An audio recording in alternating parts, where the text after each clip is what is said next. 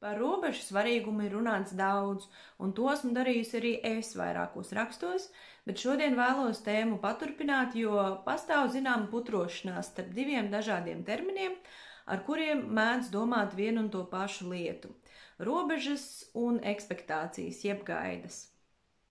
Kā tad zināt, vai tu šos abus nejauc? Robeža vienmēr ir 100% tevis paša kontrolē.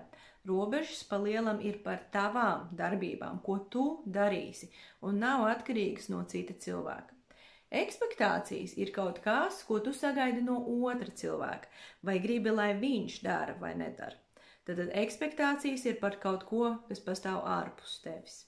Abām lietām veselīgās attiecībās ir sava vieta, bet pārpratumi rodas tad, kad cilvēku uzliek otram savas ekspektācijas un sauc tās par robežām.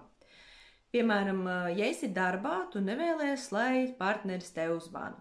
Tā ir ekspektācija par otru cilvēku uzvedību, nevis robeža, jo par to, kā otrs cilvēks rīkosies, par to tev nav nekādas kontrolas.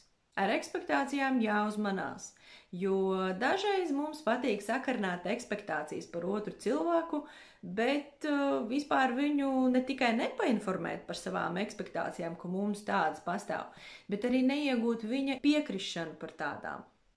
Un attiecībās agri vai vēlu, un drīzāk agri, parādīsies problēmas, ja viens cilvēks tikai visu, ko savā galvā sagaida, kamēr otrs par to vai nu vispār neko nezina, vai arī nepiekrīt tādām ekspektācijām uz sevi.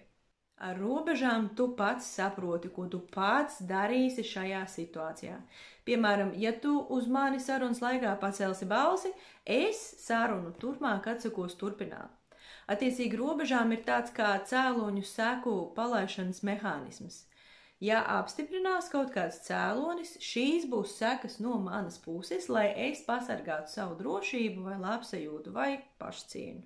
Tāpēc, lai varētu nospraust robežas, tām ir jābūt par kaut ko tādu, pār ko tev ir kontrole, jo tavas robežas definē tevi, nevis otru. Uzlikt otram ekspektācijas un saukt tās par robežām nav jēgas, ja sagaidītai rīcībai nav seku no tavas puses. Piemēram, jau minētās ekspektācijas par zvaniem darba laikā var pārvērst par robežām, ja parādās kaut kāda darbība no tavas puses. Ja tu man zvanīsi, rēķinies, ka es tev neatbildēšu.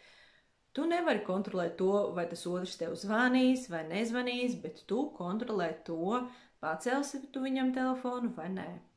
Tas, ka tev ir ekspektācija, ka partneri darba laikā īpaši nesazvanās, ir ok, bet rēķinies, ka tavam partnerim var nebūt šāda pati ekspektācija, tāpēc to ir pirmkārt vispār jānokomunicē, un otrkārt jānosprauž robežu, ka tu necēlies telefonu darbā, līdz ar robežu iedodot kaut kādu alternatīvu risinājumu, ka tu atsūtīsi kādu ziņu WhatsAppā, kad būs pusdienas laiks, vai ka varat sazvanīties, kad tu būsi mājās no darba vai kaut ko tam līdzīgu.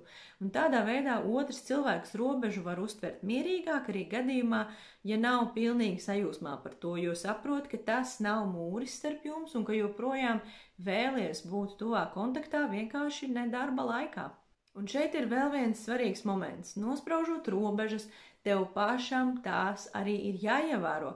Citādi no tā nav nekādas jēgas, un otrs drīz vien sapratīs, ka pa tevi var šļukāt kā pa slitkalniņu, un ļoti ticams, ka kādā brīdī sāks to izmantot, jo šādi nodot ziņu neapzinātā līmenī, ka tu necieni sevi. Ja tu pateici, ka darbā privāto telefonu necelsi, tad to arī nedrīksti to telefonu celt, lai taviem vārdiem un rīcībai būtu vērtība jūsu abu acīs. Ja jau tu nospraudi šādu robežu, tev bija labs iemesls to darīt, bet tajā brīdī, kad tu sāc ar sevi tirgoties, sāc šaubīties, sāc pieļaut, ka varbūt nav nemaz tik traki, varbūt tomēr jāļauj tam partnerim zvanīt, kad viņš grib, viņam taču grūti, vai tur vientuļi, vai kas tur, un mājās pēc tam citādi tāpat dabūšu lekciju. Tajā brīdī tu savu pašcieņu drusciņi iemīti zemē, un otrs cilvēks arī tālāk turpinās testēt tavas robežas. Varbūt arī tie bija tikai tukši vārdi, varbūt arī šeit es varu darīt visu, ko es gribu, nerēķinoties ar sekām. Un es ceru, ka tu saproti, ka šobrīd es runāju jau vairs ne par telefonu zvaniem darbā. Robežu galvenā doma nav turēt cilvēkus pa gabalu no tevis, gluži otrādi. Robežas atļauj otram cilvēkam pietuvoties tā un tik daudz, kā tev ir komfortabli, jo tu vēlies šo cilvēku paturēt savā tūmā. Tāpēc runā skaidri, esi godīgs un cieni savas robežas pirmkārt pats. Un es būšu tepat.